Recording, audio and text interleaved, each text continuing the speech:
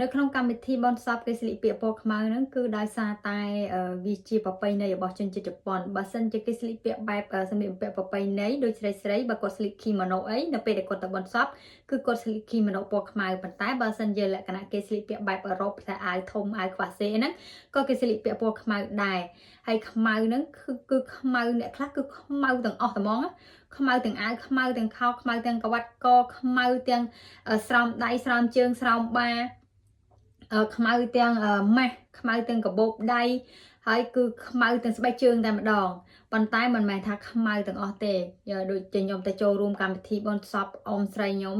ជាក់ស្ដែងអ្នកខ្លះទៅគឺគាត់ស្លៀកពាក់អាវធំក្រៅនឹងពណ៌ខ្មៅមែនតែអាវខាងក្នុងគឺគាត់ស្លៀកពាក់ពណ៌សអញ្ចឹងណាហើយករណីលើកលែងមួយទៀតឧទាហរណ៍ដូចថាយើងមានកម្មវិធីជួបជុំផឹកស៊ីថាជួបលីងអញ្ចឹងណាស្រាប់តែយើងទទួលម្ដងថាអ្នកដែលយើងស្គាល់ហ្នឹងគឺគាត់ស្លាប់ហើយគេធ្វើកម្មវិធីបុណ្យសពនៅក្នុងថ្ងៃដែលយើងជួបលីងហ្នឹងគឺយើងអាចចេញពីកន្លែងជួបលីងហ្នឹងទៅកម្មវិធីបុណ្យសពទាំងសម្លៀកបំពាក់ដែលយើងស្លៀកពាក់ទៅចូលរួមកម្មវិធីជួបលីងហ្នឹងទៅកម្មវិធីបុណ្យសពបានព្រោះអីកម្មវិធីបុណ្យសពនៅប្រទេសជប៉ុនគេមិនមែនចេះតែធ្វើរាល់ថ្ងៃទេគឺគេមានថ្ងៃហើយមានម៉ោងកំណត់ឲ្យអ្នកដែលគាត់ចង់ទៅចូលរួមកម្មវិធីបុណ្យសពហ្នឹងទៅហើយនៅប្រទេសជប៉ុនពេលស្លាប់ភ្លាមគឺគេអត់ធ្វើកម្មវិធីបុណ្យសពភ្លាមទេគេយកសពហ្នឹងទៅតម្កល់នៅកន្លែងសម្រាប់ធ្វើកម្មវិធីបុណ្យសពហ្នឹងពីមួយថ្ងៃទៅ2ថ្ងៃដើម្បីគេទុករយៈពេលមួយថ្ងៃទៅ2ថ្ងៃហ្នឹងឲ្យសាច់ញាតិគ្រួសារនៃសពហ្នឹងគាត់ពិភាក្សាគ្នាជជែកវែកញែករៀបចំពីកម្មវិធីបុណ្យសពហើយនៅពេលដែលយើងទៅចូលរួមកម្មវិធីបុណ្យសពដូចជាសាច់ញាតិអីអាហ្នឹងយើងមើលក្តាស់គេមានឈ្មោះរបស់យើងលេខតុរបស់យើងឲ្យយើងទៅអង្គុយអញ្ចឹងណាមិនមែនថាលេខតុគេលេខតុជូតុឲ្យយើងទៅអង្គុយប៉ុន្តែបើសិនយើងជាលក្ខណៈភ្ញៀវធម្មតា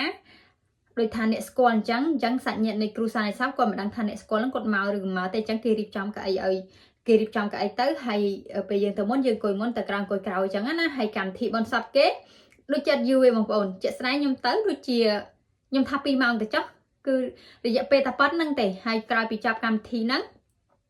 អ្នកដែលគាត់ស្គាល់ហ្នឹងគឺគាត់ត្រឡប់មកផ្ទះទៅប៉ុន្តែសាច់ញាតិចិត្តដិតគឺគាត់នៅហូបបាយអញ្ចឹងណាហូបបាយហូបអីហើយទៅត្រឡប់មកផ្ទះហើយនៅក្នុងកម្មវិធីបុណ្យសពហ្នឹងនៅពេលដែលគាត់សូត្រធម៌សូត្រអីចប់គឺគេបើកគម្របមឈូសហ្នឹងឲ្យយើងមើលអ្នកស្លាប់ហ្នឹងណាបើយើងខ្លាចមិនបាច់មើលទេបើថាយើងអត់ខ្លាចមើលទៅហើយនៅពេលដែលបើកគម្របមឈូសមិនគម្របមឈូសឲ្យបើកកណាត់ក្របលើសពហ្នឹងលើមឈូសណាយើងមើល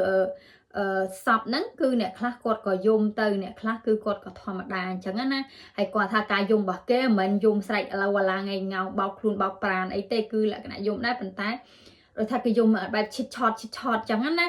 ហើយសម្រាប់គ្រូសាស្ត្រនៃសពបើសិនជាយើងយំអញ្ចឹងគឺពួកគាត់សប្បាយចិត្តមែនតើប៉ុន្តែបើសិនយើងមិនយំក៏មិនអីដែរ